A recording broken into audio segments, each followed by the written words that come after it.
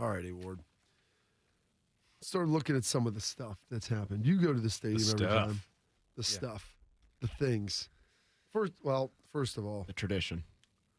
We'll do this because we've got to get to Juiced, and then we've got to get to Hawk. Okay. All right. Michael comes on with us on Fridays. Gives us some great knowledge and nuggets. He does. It's great talking with him last week. Let's talk about President Carter and some of the comments that he's made. You've heard Ross. We're going to continue to analyze this. You know how they worked incredibly hard to try to get that Texas game into a better time slot. Yep. It ended up working out great. 107,000 people. Biggest ratings that college football's had in a long time. I think it was a 16.6. Yeah, so. Great. For it being noon, it was apex noon. I mean, literally, that's the Mount Everest of noon. You've got two of the biggest brands, top 5 matchup. Competitive game. Great names on it. Stars out here. Unbelievable weather, by the way. You gave us San Diego that day. Ooh. OU game, like, why am I so sweaty? Why is it so hot here? What's been going on? Allie's been calling it second summer. Yeah. Like, what do we have? How many seasons do we have in the San Diego, the Midwest? The second summer is because you get that, like, we got 10 days of San Diego, and now we got the balmy heat again. I'm glad we had it for Texas, though. I could not believe you're walking out there in 72 degrees. Like, what? This is perfection. Shorts and a quarter zip. You felt great. Hell yeah. But they've said the quiet part out loud now where maybe we have to revisit. No one says we're going to revisit some of the contracts and the way things are structured within the conference.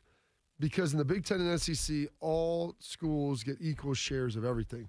Like, we got to make the money off of the playoff game at home last year, but all the other playoff shares, the Big Ten got like 8 of them or whatever. They all go into a pool, and Ohio State gets like money for expenses to go there, which doesn't cover all the expenses. Nope. And then they share equally that money with Rutgers. And Maryland. Yep. Like, that's ridiculous. Like, and UCLA. And UCLA. Oh, absolutely. Martin Jarman saying, thank you very much, Ohio State. Penn State getting in there. Like, Indiana made it in. Oregon, they only played 1 game, but Penn State making it to the semis and Ohio State making it to the finals. That's 4 games. That's 3 more games. That's 7. We had like 9 shares that they were able to divvy out. Where do you see this going in the future? I think they're kind of... Come on in, Bob. Those independent waters are fine, nice and warm. Not right now, a little cool, a little chilly, but they made warm it back up. Right now you're going to advocate this very second, they're a little cold, but that's all right. We'll warm it back up. But they made the comment that they're a proud member of the Big Ten and always will be. So I don't think that they're looking at that. I'm just saying. The offer's out there. Yeah, that's all. Yeah. Everybody wants Notre Dame to join the Big Ten. I'm extending the invite to come join it. Come hang out in Independence Lane. Yeah. I think, Bob, that what happened with Clemson, Florida State, the ACC, saber rattling, that's probably going to become more common. And it may well be the blueprint for what Ohio State wants to get accomplished heading into 2030.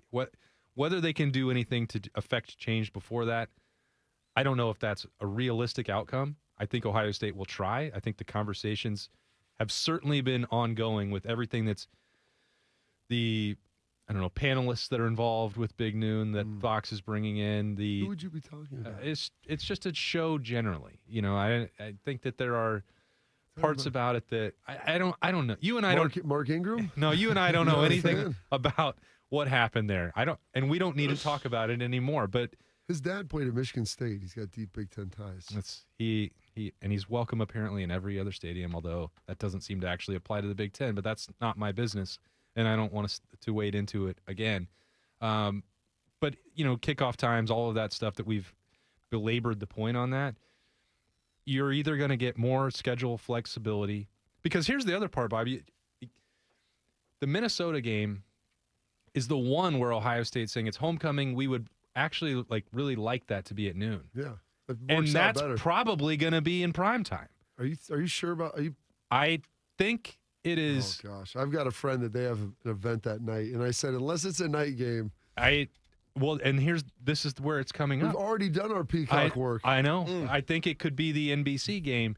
I think They chose to put it on the stream. I And get I don't it. blame them because they had Notre Dame A&M. But Like, this is my point. Even when it comes to a game where Ohio State is like, yes, we traditionally have homecoming at noon. We are anticipating Minnesota being at noon. at worst, just give us that 3:30 CBS. Right. But even going back to like as far back as May, Ohio State had expressed that desire. This is that game. There's all this conversation. We would like primetime games. We don't want that to be a primetime We game. like prime, except for this one. Except for that one. And it's a distinct possibility that game is moved that into is- the evening. So I don't want to ruin your mood on that Friday, but it's an example of My what friend is not going to be happy because I they have ho- an event. I that hope I that- told him I would MC. And I said the only qualifiers if Ohio State's not at 7:30. But why would they put the Minnesota game at 7:30? Why not? yeah, So Again, 3:30 maybe. it's silly, but then Ohio State is also going to be on CBS and 3:30 next week, and so they're trying to check all these boxes. Anyway, I got derailed by giving you this bad news about what could happen, but it's emblematic of even a situation where Ohio State is like, we're looking for primetime. We want to play this game at noon. And even then, it gets flipped on them. They don't have control over the schedule the way they want. Well, And they they're- don't have control over any of the revenue. And that's one of the things that I think Ross and President Carter were both amazed at. Like, wait a second. Fox owns all of the rights.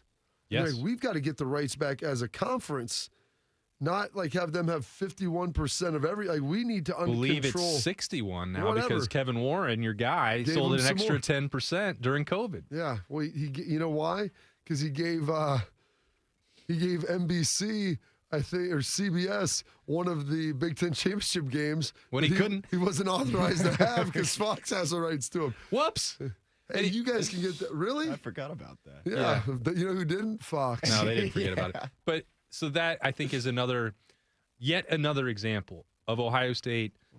You're not going to have the complete control ever, but you might have more influence. So whether that is scheduling flexibility or if you don't have that, more revenue coming in, a greater share of the pie, which is what Florida State was advocating for, which is what Clemson was advocating for, whether that is based on ratings or merit or both.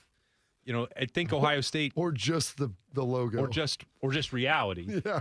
You know, that about you look at the ratings and just slide them across the table and say, what do you see here, Fox? What do you see here, Tony Petitti? I think they know that inflection point is coming in the negotiations. So what's interesting about this is kind of how the CFP, because people are like, well, why did they concede all of the power to the Big Ten and the SEC? Like the ACC and Big 12 and everyone, like, well, because eventually they're going to get it. So you could either try to make some concessions early to hope that they'll do you a solid on the back end. And I think that they want the Big Ten to be strong as a whole. But we've been in this now for the last 8 years. And Maryland, Rutgers, like, you guys still haven't been consistently good. Yeah. UCLA, you're a dumpster fire right now. Purdue, you've been in this conference forever, and you still suck. Ever since Joe Paterno left, or not Joe Paterno, Joe Tiller, Go Pokes. like, you've been in this downward spiral, and you haven't been able to get out. But yet, you have all the money that we have. So Where's it going? How are you still bad? Do you do any work outside of just collecting your check? Do you guys go try to raise money? Do you actually put research? What does your hiring team look like when you hire a guy? Is it just, hey, Martin Jarman, the first dude that came in the office, you're hired. Do you know where UCLA is? Yeah, it's in LA. You're hired. You're hired. Come on in. Is your experience? What's your plan? Don't worry about that. We'll get to that. Who is this? Is like, oh gosh, who is the guy in the office? If I reveal if I show you the plan, then I can't. Then you won't have to hire. Well, it was what's his name? Oh, he's a semi-famous actor. I was like, if I just reveal my plan to you, then you won't hire me. But how will I know what you're going to do if the plan is good? Well, you'll find that out after. I mean, that's a little bit. When they were going through the hiring process. Yeah, it's like that's a little bit of what they had going on here. It's crazy town. So I would anticipate the next 2 years, maybe nothing gets changed, but the framework of what it may look like going forward is probably laid out. And if those agreed. lesser teams don't agree to it, they're going to be Washington State and Oregon State, right? I think that there is an element, like, we're all for one, but you guys to a aren't- degree. to a degree. But, like, here's the thing in the SEC. Vanderbilt just smoked South Carolina. Yeah. Vanderbilt's undefeated. There's a chance Vanderbilt could maybe be 10-2 this year. Why know, not they- 12-0? Why not? Let's dream big, kid. Got Bama in a couple weeks. They just beat Bama. There's opportunity for that, but like they actually are trying. I'm not so sure that like the bottom 4 or 5 teams in the Big Ten are actually trying to win at football, and that's all that matters. Well, we're good at basketball. It doesn't make any money, so that's great, that's awesome, but you don't like you're not making near the revenue off of that. Right. So you've got to bring something else. And you got to come strong with it. Well, I think you're 100% right about it. Maybe you can't affect that change in 2027 or 2028, but you would not get to the point of like, oh, it's 2030. The deal just expired. Let's go to the negotiating table now and just a clean slate. Like that's not going to happen. And that would be business malpractice to handle it that way. So Ohio State, I think, has already started making itself clear about those 2 points. Oh, yeah. Whether that's schedule flexibility or financial Both bonuses, like both. And if you can get both, even better. But you have to have at least one out of the two. And I think if you're Ohio State, Penn State, Oregon, there's a handful. That's why I wonder why it's such a big deal. Like if you're Penn State's pretty fired up about the whiteout situation too. Of course, because they lost their whiteouts. Yeah. And if you're Nebraska, it's like, hey, if you can make a push in the next 2 years to where you're relevant nationally, then you can be at that bargaining table too. That's why those things matter so much. Is you look at when conference realignment, if it was 10 years ago, you're taking Stanford over Washington, or UCLA, or maybe even Oregon at that point. But now they're like, Stanford's terrible, so that's not even in the selection set. Nebraska's been bad, but they look like they might be getting better. And if they could be a playoff team like this year or next year, then that changes the math on it because people care about Nebraska. They filled their stadium, and it's still a national brand that people will remember and will watch. And you can't accuse Nebraska of the same thing, of not trying, of what we're doing with Purdue or what we're UCLA. Like, Nebraska is absolutely people would give years off their life. Oh my gosh! Forget about try. They would die to see that team be good again. 100%. And like they hired Scott Frost, paid him all he was the number one guy, paid him all the money. Then you know what? And then they bought him out. Buy him out, and we're going to pay Matt Rule. We're going to give him resources. They bought him out like a month before his buyout was going to significantly drop. And that's what I'm saying. They care. They're not UCLA who's playing chicken with Chip Kelly. Are you going to get hired away and we get the buyout, or do we fire you? Bet you won't leave, Chip. Bet you won't do it. I mean, it was ridiculous. And it was over like $1 million or so at the end, which not that that's not real money, but in this grand scheme of coaching hirings is wildly insignificant. I feel like UCLA ever being good again in the Big Ten is just impossible. There's no way. Because USC's hardly good. Yeah. And they have all of the tradition, and they're in Los Angeles. I told people I've tried to talk, people just do not care. Yeah. Like they have a lot of people out there. I'm like, yes, Nebraska doesn't have as many people, but the people that are there care a lot. Alabama doesn't have a ton of people and a ton of wealthy people, but if that wonderful lady would have won that Powerball in Tennessee, and her first thing was not buy a house, not pay off my mortgage, not go on vacation. It was to pay $70 million to fire Kalen DeBoer, and then hold up, pause, and whatever else it takes to fire that AD, we're all in. Then I'll start worrying about. They're just going to throw in the AD. He goes along with whatever else it takes after that. Then I can start worrying about buying my yacht and my house and all that. But I want to be happy watching Alabama win in my shanty, and I don't care if I have $400 million in the bank. I want to see them roll tide. Roll tide. Roll tide. That's all it is. Okay, we just plowed through all of that, and in about 3 minutes, Austin. Yeah. Maybe 5. Okay. We'll take a little break. AJ, we don't want to exhaust him too much. We'll give him a short segment. He's a nihilist. Must be exhausting. The stuff that they've tried. Yeah. In the stadium. Thought the drone show for OU was great. Like, it'd be great if we had more night games to see cool drone shows. Like that drone show was pretty awesome. It was sweet. You're gonna ask me about what else? I don't like the camp song. That's fine. Okay, so that's one piece. I think I've said this to Ross, and I want to make this clear every time when I complain about something like that. I just don't think it's working. I applaud the initiative, the effort. They are trying a bunch of things. We just talked about teams trying to win. No, and trying to do something. Make an effort. Like that's it. I think that it shows that they have put a lot of thought and effort into it. That doesn't mean that every decision that they made is going to work. I think that the ringing the bell has been pretty cool. Is it the most electrifying thing that's ever happened? No. I think they're trying to work into it. And there's some stuff to work out. You're going to get better. I just don't think that the camp song is going to get better. That's probably true. And it was worth a shot. But maybe we try a new song. Especially when you have like the coolest thing that they've done, period, is I don't know if everyone's even getting a chance to see it, because when they play War Pigs, when the team comes out for the not real entrance but the pre-entrance, and you put the pads back on, whew, buddy. War Pigs is great. Well, part of the reason is you can hear all the music now. They flipped the switch. Well, they've dropped, there's like 5 clusters of speakers. They're going to be permanent. They've got some temporary ones in there now. Yeah. And so, like, that's another element. That's a pretty cool thing. Like, you've got people are like, it's so much louder. I'm like, well, yeah, because they got more speakers in there. So, like, they're trying to do that.